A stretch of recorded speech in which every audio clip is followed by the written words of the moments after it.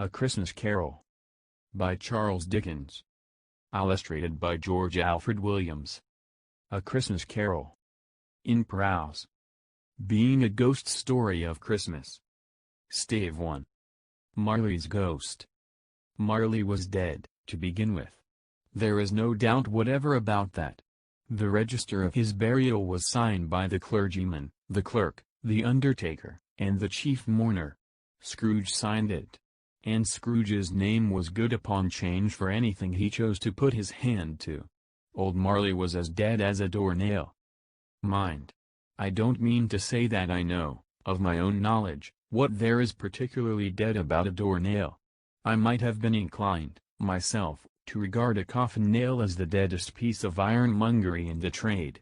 But the wisdom of our ancestors is in the simile, and my unhallowed hands shall not disturb it, or the country's done for. You will, therefore, permit me to repeat, emphatically, that Marley was as dead as a doornail. Scrooge knew he was dead? Of course he did. How could it be otherwise? Scrooge and he were partners for I don't know how many years. Scrooge was his sole executor, his sole administrator, his sole assign, his sole residuary legatee, his sole friend, and sole mourner. And even Scrooge was not so dreadfully cut up by the sad event, but that he was an excellent man of business on the very day of the funeral, and solemnized it with an undoubted bargain. The mention of Marley's funeral brings me back to the point I started from. There is no doubt that Marley was dead. This must be distinctly understood, or nothing wonderful can come of the story I am going to relate.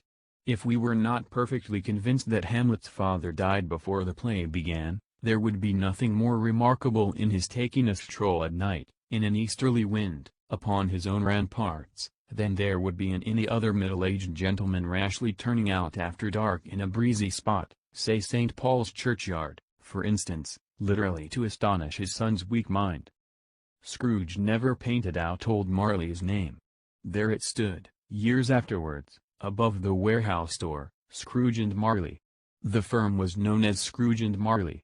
Sometimes people new to the business called Scrooge, and sometimes Marley, but he answered to both names. It was all the same to him. Oh!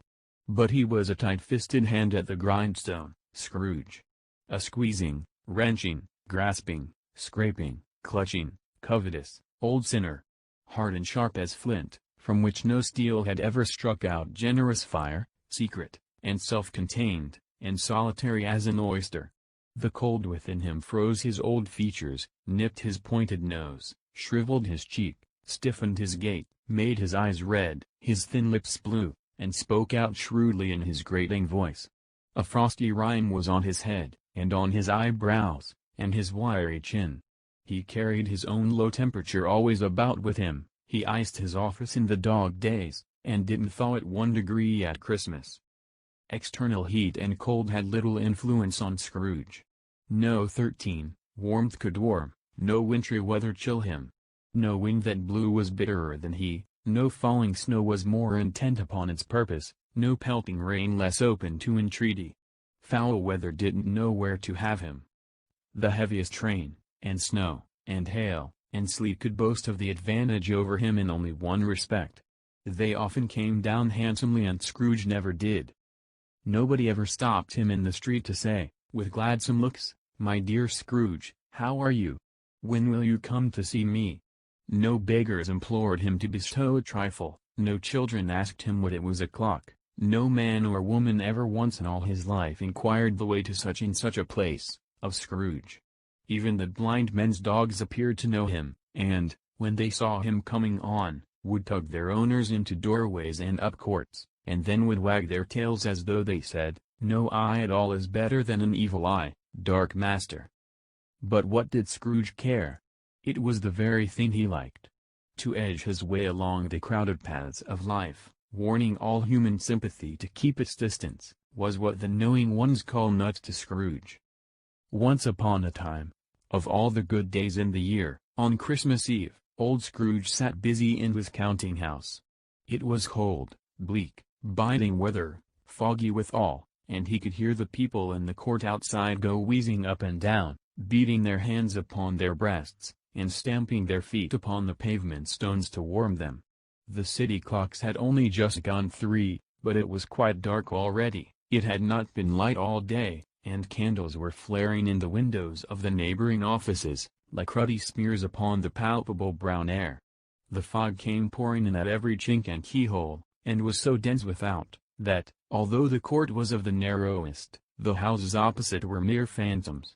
To see the dingy cloud come drooping down, obscuring everything. 14. One might have thought that nature lived hard by and was brewing on a large scale. The door of Scrooge's counting-house was open, that he might keep his eye upon his clerk, who in a dismal little cell beyond, a sort of tank, was copying letters. Scrooge had a very small fire, but the clerk's fire was so very much smaller that it looked like one coal. But he couldn't replenish it, for Scrooge kept the coal box in his own room, and so surely as the clerk came in with the shovel, the master predicted that it would be necessary for them to part. Wherefore the clerk put on his white comforter, and tried to warm himself at the candle, in which effort, not being a man of strong imagination, he failed. "A Merry Christmas, Uncle! God save you!" cried a cheerful voice. It was the voice of Scrooge's nephew, who came upon him so quickly that this was the first intimation he had of his approach. "Bah!" said Scrooge. "Humbug!" He had so heated himself with rapid walking in the fog and frost, this nephew of Scrooge's, that he was all in a glow. His face was ruddy and handsome, his eyes sparkled, and his breath smoked again. "Christmas a humbug, Uncle!" said Scrooge's nephew. "You don't mean that, I am sure?" "I do," said Scrooge. "Merry Christmas! What right have you to be merry? What reason have you to be merry?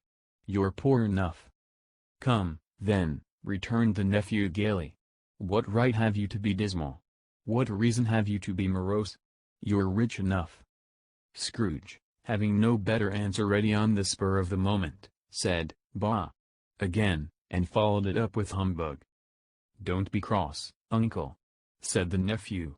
"What else can I be," returned the uncle, "when I live in 15 such a world of fools as this? Merry Christmas! Out upon Merry Christmas!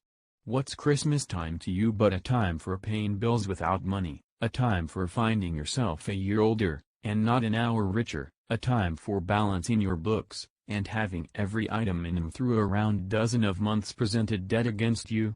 If I could work my will," said Scrooge indignantly, "every idiot who goes about with Merry Christmas on his lips should be boiled with his own pudding, and buried with a stake of holly through his heart. He should." "Uncle," pleaded the nephew. "Nephew," returned the uncle sternly, "keep Christmas in your own way, and let me keep it in mine." "Keep it?" repeated Scrooge's nephew. "But you don't keep it." "Let me leave it alone, then," said Scrooge. "Much good may it do you. Much good it has ever done you." "There are many things from which I might have derived good, by which I have not profited, I dare say," returned the nephew, "Christmas among the rest. But I am sure I have always thought of Christmas time, when it has come round, apart from the veneration due to its sacred name and origin, if anything belonging to it can be apart from that, as a good time, a kind, forgiving, charitable, pleasant time, the only time I know of, in the long calendar of the year, when men and women seem by one consent to open their shut-up hearts freely, and to think of people below them as if they really were fellow passengers to the grave, and not another race of creatures bound on other journeys. And therefore, Uncle, though it has never put a scrap of gold or silver in my pocket, I believe that it has done me good, and will do me good, and I say, God bless it." The clerk in the tank involuntarily applauded. Becoming immediately sensible of the impropriety, he poked the fire, and extinguished the last frail spark forever. 16. "Let me hear another sound from you," said Scrooge, "and you'll keep your Christmas by losing your situation. You're quite a powerful speaker, sir," he added, turning to his nephew. "I wonder you don't go into Parliament." "Don't be angry, Uncle. Come. Dine with us tomorrow." Scrooge said that he would see him. Yes, indeed he did. He went the whole length of the expression, and said that he would see him in that extremity first. "But why?" cried Scrooge's nephew. "Why?" "Why did you get married?" said Scrooge. "Because I fell in love." "Because you fell in love?" growled Scrooge, as if that were the only one thing in the world more ridiculous than a Merry Christmas. "Good afternoon." "Nay, uncle, but you never came to see me before that happened. Why give it as a reason for not coming now?" "Good afternoon," said Scrooge. "I want nothing from you, I ask nothing of you, why cannot we be friends?" "Good afternoon," said Scrooge. "I am sorry, with all my heart, to find you so resolute. We have never had any quarrel to which I have been a party. But I have made the trial and homage to Christmas, and I'll keep my Christmas humor to the last. So a Merry Christmas, uncle." "Good afternoon," said Scrooge. "And a Happy New Year." "Good afternoon," said Scrooge. His nephew left the room without an angry word, notwithstanding. He stopped at the outer door to bestow the greetings of the season on the clerk, who, cold as he was warmer than Scrooge, for he returned them cordially. "There's another fellow," muttered Scrooge, who overheard him, "my clerk, with 15 shillings a week, and a wife and family, talking about a Merry Christmas. I'll retire to Bedlam." 17. This lunatic, in letting Scrooge's nephew out, had let 2 other people in. They were portly gentlemen, pleasant to behold, and now stood, with their hats off, in Scrooge's office. They had books and papers in their hands, and bowed to him. "Scrooge and Marley's, I believe," said one of the gentlemen, referring to his list. "Have I the pleasure of addressing Mr. Scrooge, or Mr. Marley?" "Mr. Marley has been dead these 7 years," Scrooge replied. "He died 7 years ago, this very night." "We have no doubt his liberality is well represented by his surviving partner," said the gentleman, presenting his credentials. It certainly was, for they had been 2 kindred spirits. At the ominous word liberality Scrooge frowned, and shook his head, and handed the credentials back. "At this festive season of the year, Mr. Scrooge," said the gentleman, taking up a pen, "it is more than usually desirable that we should make some slight provision for the poor and destitute, who suffer greatly at the present time. Many thousands are in want of common necessaries, hundreds of thousands are in want of common comforts, sir." "Are there no prisons?" asked Scrooge. "Plenty of prisons," said the gentleman, laying down the pen again. "And the Union workhouses?" demanded Scrooge. "Are they still in operation?" "They are." "Still," returned the gentleman, "I wish I could say they were not." "The treadmill and the poor law are in full vigor, then?" said Scrooge. "Both very busy, sir." "Oh! I was afraid, from what you said at first, that something had occurred to stop them in their useful course," said Scrooge. "I am very glad to hear it." 18. Under the impression that they scarcely furnish Christian cheer of mind or body to the multitude, returned the gentleman, "a few of us are endeavoring to raise a fund to buy the poor some meat and drink, and means of warmth. We choose this time, because it is a time, of all others, when want is keenly felt, and abundance rejoices. What shall I put you down for?" "Nothing," Scrooge replied. "You wish to be anonymous?" "I wish to be left alone," said Scrooge. "Since you ask me what I wish, gentlemen, that is my answer. I don't make merry myself at Christmas, and I can't afford to make idle people merry. I help to support the establishments I have mentioned, they cost enough, and those who are badly off must go there. Many can't go there, and many would rather die." "If they would rather die," said Scrooge, "they had better do it, and decrease the surplus population. Besides, excuse me, I don't know that." "But you might know it," observed the gentleman. "It's not my business," Scrooge returned. "It's enough for a man to understand his own business, and not to interfere with other people's. Mine occupies me constantly. Good afternoon, gentlemen." Seeing clearly that it would be useless to pursue their point, the gentleman withdrew. Scrooge resumed his labors with an improved opinion of himself, and in a more facetious temper than was usual with him. Meanwhile the fog and darkness thickened so, that people ran about with flaring links, proffering their services to go before horses and carriages, and conduct them on their way. The ancient tower of a church, whose gruff old bell was always peeping slyly down at Scrooge out of a Gothic window in the wall, became invisible, and struck the hours and quarters in the clouds, with tremulous vibrations afterwards, as if its teeth were chattering in its frozen head up there. The cold became intense. In the main street, at the corner of the court, some laborers were repairing the gas pipes, and had lighted a great fire in a brazier, round which a party of ragged men and boys were gathered, warming their hands and winking their eyes before the blaze in rapture.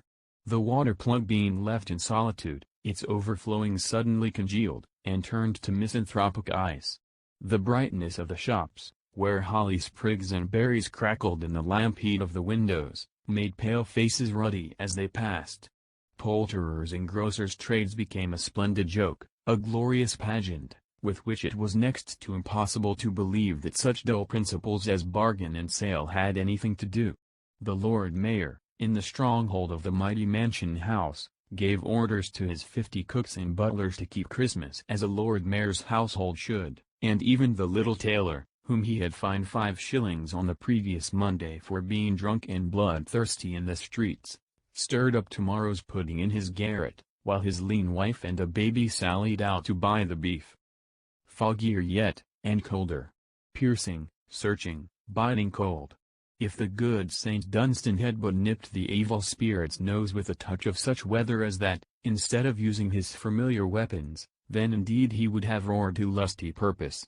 The owner of one scant young nose, gnawed and mumbled by the hungry cold as bones are gnawed by dogs, stooped down at Scrooge's keyhole to regale him with the Christmas carol, but, at the first sound of "God bless you, merry gentlemen, may nothing you dismay," Scrooge seized the ruler with such energy of action, that the singer fled in terror, leaving the keyhole to the fog, and even more congenial frost. At length the hour of shutting up the counting-house arrived. 20, with an ill will Scrooge dismounted from his stool, and tacitly admitted the fact to the expectant clerk in the tank, who instantly snuffed his candle out, and put on his hat. "You'll want all day tomorrow, I suppose?" said Scrooge. "If quite convenient, sir." "It's not convenient," said Scrooge, "and it's not fair. If I was to stop half a crown for it, you'd think yourself ill-used, I'll be bound?" The clerk smiled faintly. "And yet," said Scrooge, "you don't think me ill-used when I pay a day's wages for no work." The clerk observed that it was only once a year. "A poor excuse for picking a man's pocket every 25th of December," said Scrooge, buttoning his greatcoat to the chin.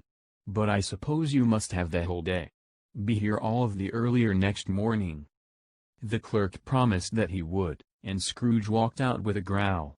The office was closed in a twinkling, and the clerk, with the long ends of his white comforter dangling below his waist, for he boasted no greatcoat, went down a slide on Cornhill, at the end of a lane of boys, 20 times, in honor of its being Christmas Eve, and then ran home to Camden Town as hard as he could pelt, to play at blind man's buff. Scrooge took his melancholy dinner in his usual melancholy tavern, and having read all the newspapers, and beguiled the rest of the evening with his banker's book, went home to bed. He lived in chambers which had once belonged to his deceased partner. They were a gloomy suite of rooms, in a lowering pile of building up a yard, where it had so little business to be, that one could scarcely help fancying it must have run there when it was a young house, playing at hide-and-seek with other houses, and have forgotten the way out again. It was old enough now, and dreary enough, for nobody lived in it but Scrooge, the other rooms being all let out as offices. The yard 21, was so dark that even Scrooge, who knew its every stone, was fain to grope with his hands. The fog and frost so hung about the black old gateway of the house, that it seemed as if the genius of the weather sat in mournful meditation on the threshold. Now, it is a fact that there was nothing at all particular about the knocker on the door, except that it was very large. It is also a fact that Scrooge had seen it, night and morning, during his whole residence in that place, also that Scrooge had as little of what is called fancy about him as any man in the city of London, even including, which is a bold word, the corporation, aldermen, and livery. Let it also be borne in mind that Scrooge had not bestowed one thought on Marley since his last mention of his 7 years dead partner that afternoon. And then let any man explain to me, if he can, how it happened that Scrooge, having his key in the lock of the door, saw in the knocker, without its undergoing any intermediate process of change, not a knocker, but Marley's face. Marley's face. It was not an impenetrable shadow, as the other objects in the yard were, but had a dismal light about it, like a bad lobster in a dark cellar. It was not angry or ferocious, but looked at Scrooge as Marley used to look, with ghostly spectacles turned up on its ghostly forehead.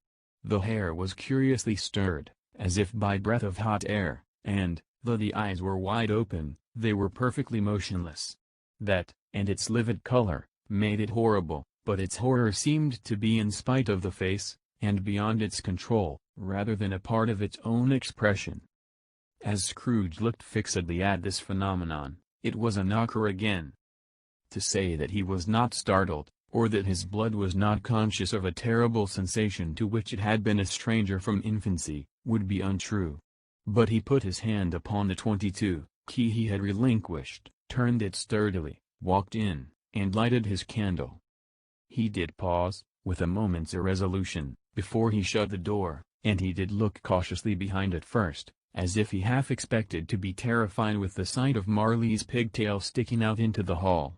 But there was nothing on the back of the door, except the screws and nuts that held the knocker on, so he said, "Pooh, pooh," and closed it with a bang.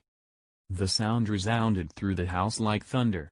Every room above, and every cask in the wine merchant's cellars below, appeared to have a separate peal of echoes of its own. Scrooge was not a man to be frightened by echoes. He fastened the door, and walked across the hall, and up the stairs, slowly, too, trimming his candle as he went. You may talk vaguely about driving a coach and six up a good old flight of stairs, or through a bad young Act of Parliament, but I mean to say you might have got a hearse up that staircase, and taken it broadwise, with the splinter bar towards the wall, and the door towards the balustrades, and done it easy.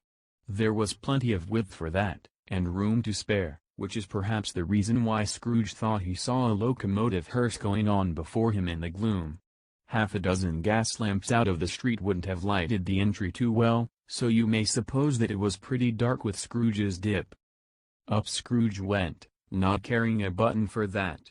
Darkness is cheap, and Scrooge liked it. But, before he shut his heavy door, he walked through his rooms to see that all was right. He had just enough recollection of the face to desire to do that. Sitting room, bedroom, lumber room, all as they should be. Nobody under the table, nobody under the sofa, a small fire in the grate, spoon and basin ready, and the little saucepan of gruel. Scrooge had a cold in his head, upon the hob. Nobody under the bed, nobody in the closet, nobody in his dressing 23 gown, which was hanging up in a suspicious attitude against the wall. Lumber room as usual.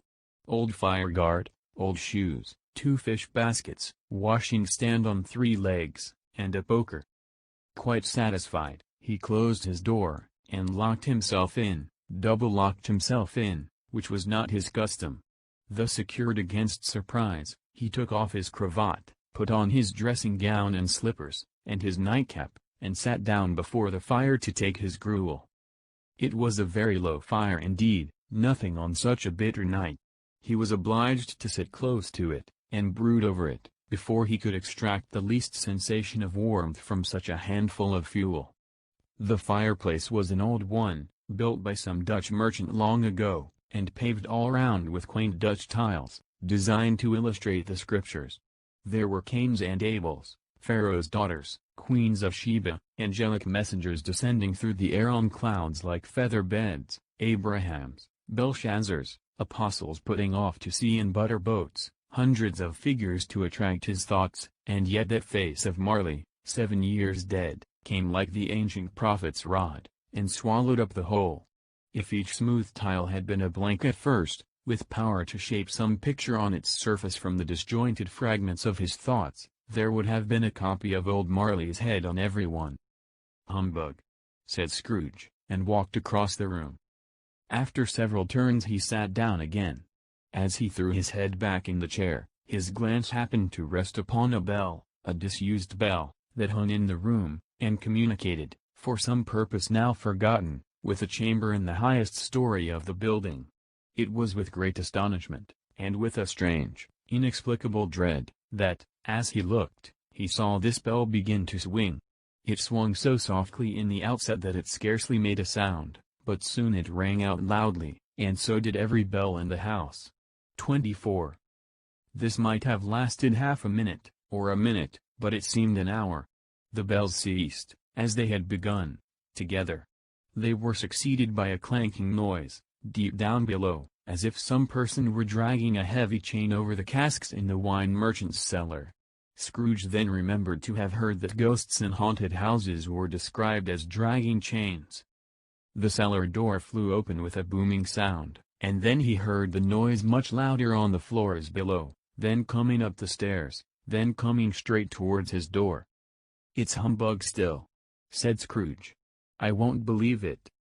His color changed, though, when, without a pause, it came on through the heavy door, and passed into the room before his eyes. Upon its coming in, the dying flame leaped up, as though it cried, "I know him. Marley's ghost," and fell again. The same face, the very same.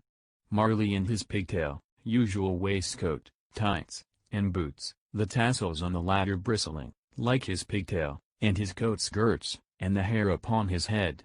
The chain he drew was clasped about his middle.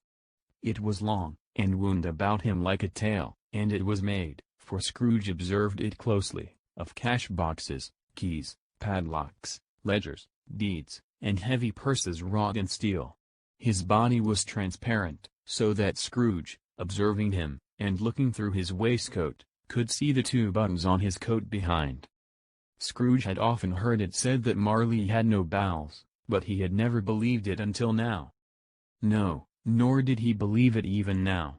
Though he looked the phantom through and through, and saw it standing before him, though he felt the chilling influence of its death-cold eyes, and marked the very texture of the folded kerchief bound about its head and chin, which wrapper he had not observed before, he was still incredulous, and fought against his senses.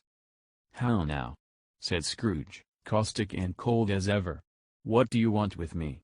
25. "Much." Marley's voice, no doubt about it. "Who are you?" "Ask me who I was." "Who are you, then?"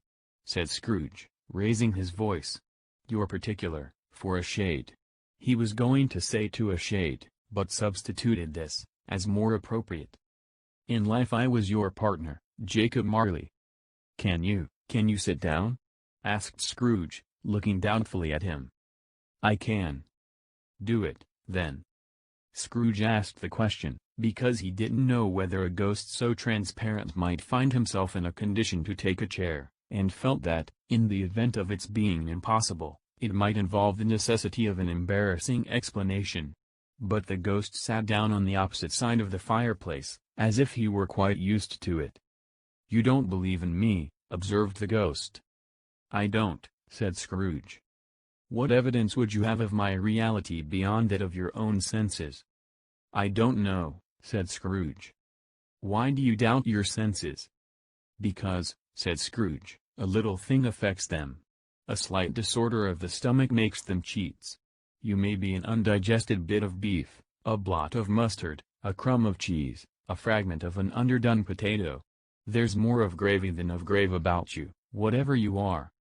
Scrooge was not much in the habit of cracking jokes, nor did he feel in his heart by any means waggish then. The truth is, that he tried to be smart, as a means of distracting his own attention, and keeping down his terror, for the spectre's voice disturbed the very marrow in his bones. To sit staring at those fixed glazed eyes in silence, for a 26 moment, would play, Scrooge felt, the very deuce with him. There was something very awful, too, in the spectre's being provided with an infernal atmosphere of his own. Scrooge could not feel it himself, but this was clearly the case, for though the ghost sat perfectly motionless, its hair, and skirts, and tassels were still agitated as by the hot vapor from an oven. "You see this toothpick?" said Scrooge, returning quickly to the charge, for the reason just assigned, and wishing, though it were only for a second, to divert the vision's stony gaze from himself. "I do," replied the ghost. "You are not looking at it," said Scrooge. "But I see it," said the ghost, notwithstanding. "Well," returned Scrooge, "I have but to swallow this, and be for the rest of my days persecuted by a legion of goblins, all of my own creation. Humbug, I tell you, humbug." At this the spirit raised a frightful cry, and shook its chain with such a dismal and appalling noise, that Scrooge held on tight to his chair, to save himself from falling in a swoon. But how much greater was his horror when the phantom, taking off the bandage round his head, as if it were too warm to wear indoors, its lower jaw dropped down upon its breast.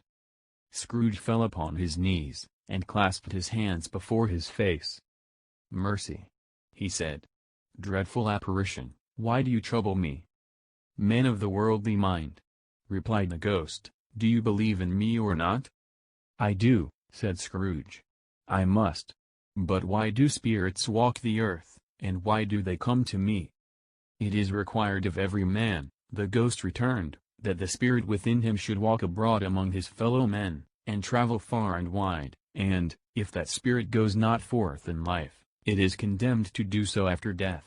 It is doomed to 27, wander through the world, oh, woe is me! And witness what it cannot share, but might have shared on earth, and turned to happiness." Again the spectre raised a cry, and shook its chain and wrung its shadowy hands. "You are fettered," said Scrooge, trembling. "Tell me why?" "I wear the chain I forged in life," replied the ghost. "I made it link by link, and yard by yard. I girded it on of my own free will, and of my own free will I wore it. Is its pattern strange to you?" Scrooge trembled more and more. "Or would you know," pursued the ghost, "the weight and length of the strong coil you bear yourself? It was full as heavy and as long as this, 7 Christmas Eves ago. You have labored on it since.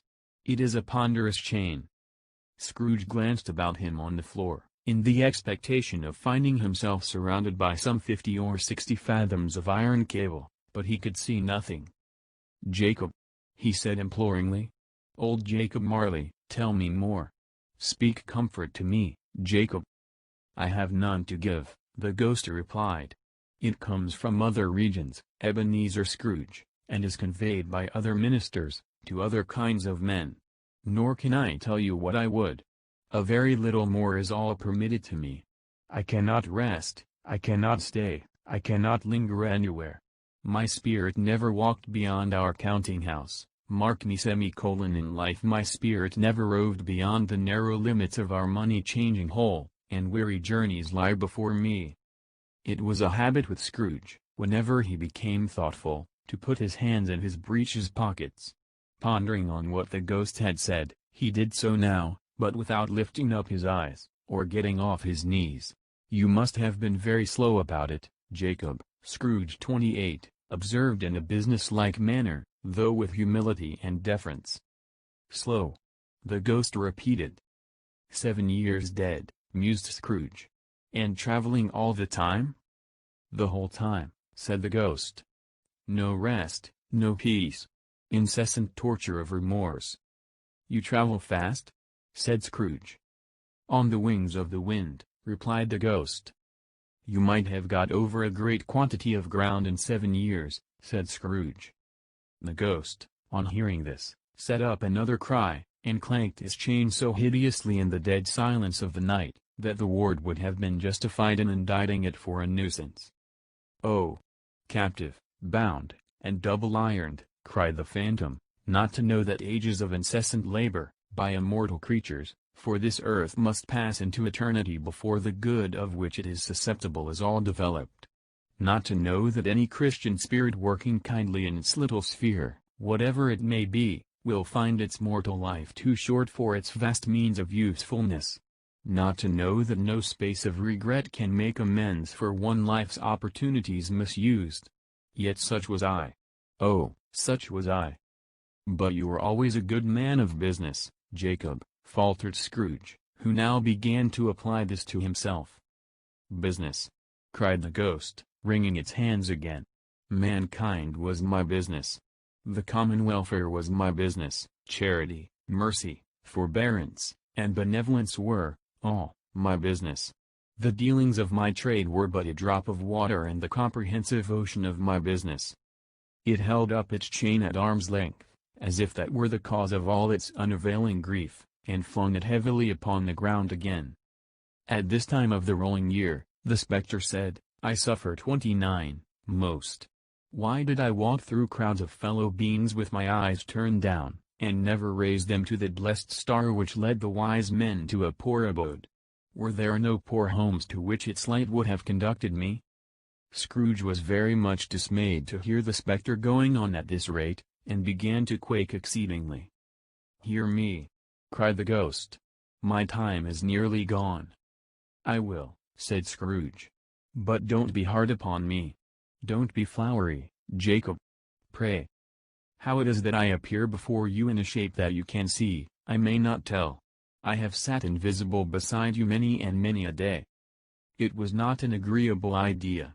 Scrooge shivered, and wiped the perspiration from his brow. That is no light part of my penance, pursued the ghost. I am here tonight to warn you that you have yet a chance and hope of escaping my fate. A chance and hope of my procuring, Ebenezer. You were always a good friend to me, said Scrooge.